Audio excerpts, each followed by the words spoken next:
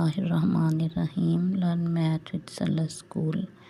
Question number 8 of exercise 3.2 for class 10. If y varies inversely as x and y equal to 4 when x is equal to 3.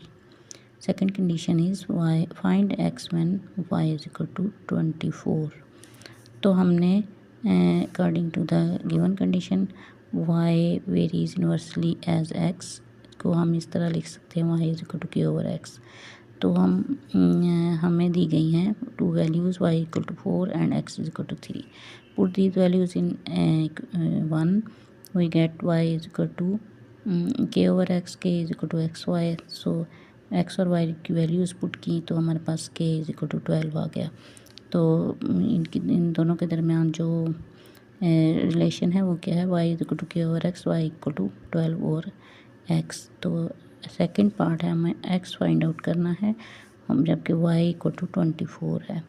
सो हमने यहाँ पे question 1 है हमारे पास y is equal to k over x, तो k is equal to x y. तो हमने x की वैल्यू मालूम करनी है तो y को हम इधर ले आए, k ओवर y हो जाएगा।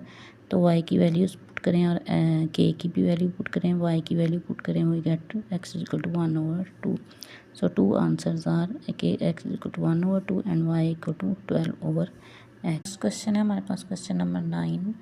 If w varies inversely as z and w equal to 5 and z is equal to when z is equal to 7, find w when z is equal to 175/4।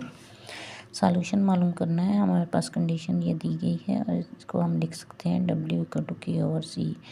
इसको equation 1 कह देते हैं। w is equal to 5 हमें दिया गया है, we are given and z equal to 7। Putting these values in equation 1, पहले हम इसको सीधा करके यूँ लिख देते हैं, z उधर चला गया, w z equal to k, k is equal to w z। Putting value of w and z we get k value of k is equal to 35। 7 5 35। By putting value of k in 1, हम इस value of k को 1 में put कर देंगे तो हमारे पास आएगा w is equal to 35/z। This is the relation between w and z। now we have to find out value of w when z is equal to 175/4। putting k equal to 35 and z equal to this in equation 1, we get w equal to k हमारे पास है 35, k over z है तो so w is equal to 35/z हमारे पास है 175/4। हमने solve किया, ये इधर मल्टीप्लाई होगा तो उलट जाएगा, तो इसको सॉल्व किया।